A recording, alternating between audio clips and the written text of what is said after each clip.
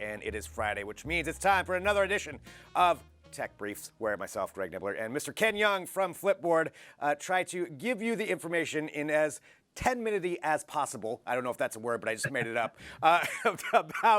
About some of the big news that has gone on in tech this week. Ken, hello. Hey, Greg. Nice to see you again. Good to see you too. Happy Valentine's Day, Ken. Aw.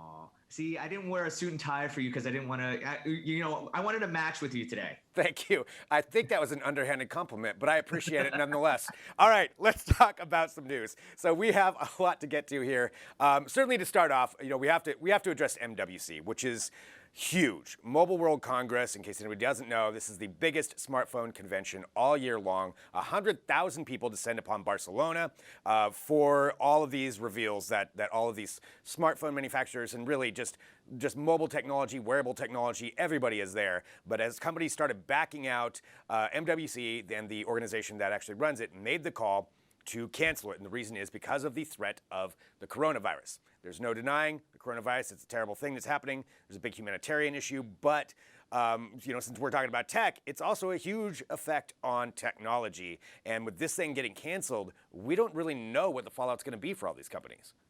Sure. Yeah. And look, I totally agree. This is going to be a big impact on the world, both societally and economically.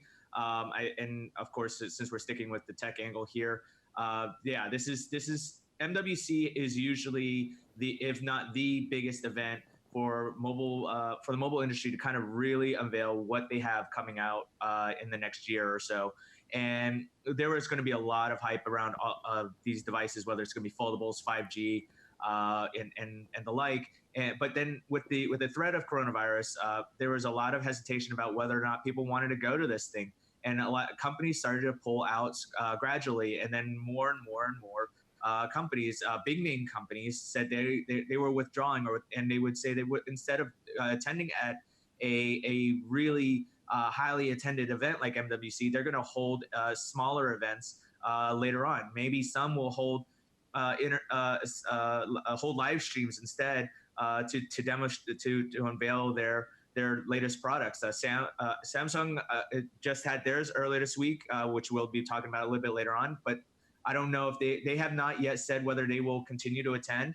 Intel, Ericsson, AT&T, Facebook, and a whole bunch of other companies have said, look, we're not going to hold events there.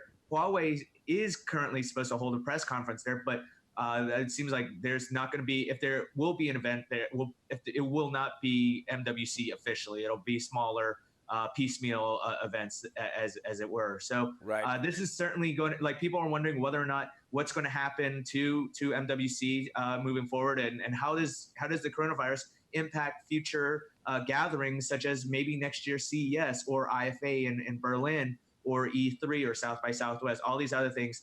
But I think a lot of companies are taking it upon themselves to say, look, we're going to put our customers and our employees first and foremost. Now, coincidentally, according to the Associated Press yesterday, Spain said, look, MWC's claim about the canceling the event for health reasons isn't really true. Right. But they haven't really come forth with an alternative reason why GSMA, the organizers behind MWC, would put it off. So, I think from a legal standpoint or whatever PR standpoint you want to look at, it's kind of up in the air.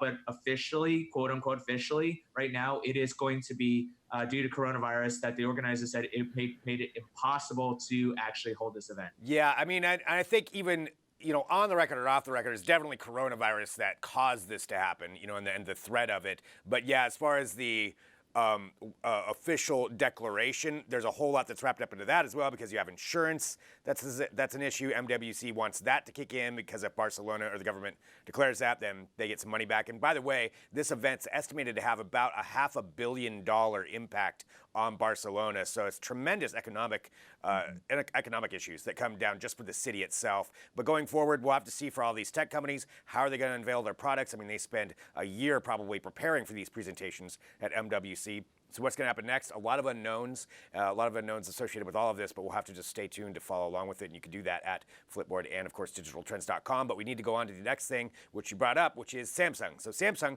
already held their event. It was in San Francisco, so not Barcelona. And they had their Galaxy Unpacked event where they unveil some of their flagship phones for the year. And we'll get to the flagship standard ones here in a minute, but they did unveil their new foldable device, and it's called the Z Flip, and it's actually in that clamshell style, so very similar to the Motorola Razr, but released just a little bit after it and for $100 cheaper.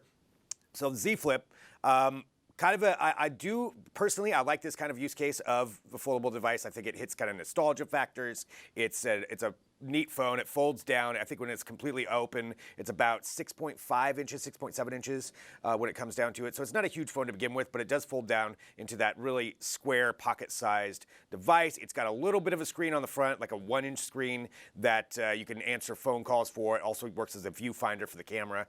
Overall, I think the design is really fascinating. The actual internals of it to make it cost $1,400. I don't think that's quite there. I don't think it's really a flagship phone when it comes to the functionality, but design-wise, I think they did a good job on it. I agree, and after just minutes after the event ended, Samsung Unpacked ended, there were a lot of people that I spoke with that actually said, look, they wanted to have this phone, and the phone is available now for purchase. The reviews are going to come out probably a little bit later on, maybe this weekend or within the next week. Initial impressions have come out. I know that Digital Trends has done a hands-on, and that's available online.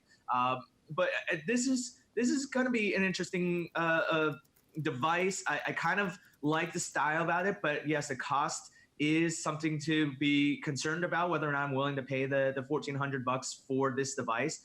Look, I think this is if anything, it's like my S10 or the S20 if I decide to upgrade. That will, but it's just more of a compact fashion. And I get why this has an appeal for some people, because phones are dramatically bigger these days. And, people that have pockets or people that don't have access to pockets or, bags or anything, they just don't want to carry on this clunky thing that kind of really protrudes out of their that you notice on through their pants or their jacket pocket or whatever. So this is kind of, it's a little bit more inconspicuous. It's a nice fashion. It's a nice form factor. It's kind of bringing back with what the Motorola Razr has been. The reviews for the Motorola Razr haven't been that stellar. But right. What you notice between the Motorola Razr and Samsung, at least in the initial glance, is that the specs on the Z Flip are going to be better in terms of the camera, the display, and just overall software compared to Motorola. Motorola isn't really known for building premium devices, but Samsung is. So it's really nice to have them do that. Whether or not I'm paying for again $1,400 for this when I can pay $1,300 for the Samsung Galaxy S20 Ultra, the top of the line. Right. I don't really know if that extra $100 is going to convince me. It's a nice. I really do want to take a look at the Z Flip a little bit more, and especially to see how that hinge works and that that foldable glass display that they have. And one thing with that too, there is a crease on that, and they actually put that as a warning, like, oh no, the crease is just part of the experience. So they still haven't quite got rid of that yet either. But yeah, the difference between the Motorola and the Z Flip, it'll be. I think the Motorola is going to face some stiff competition with this for that market that wants to go for these.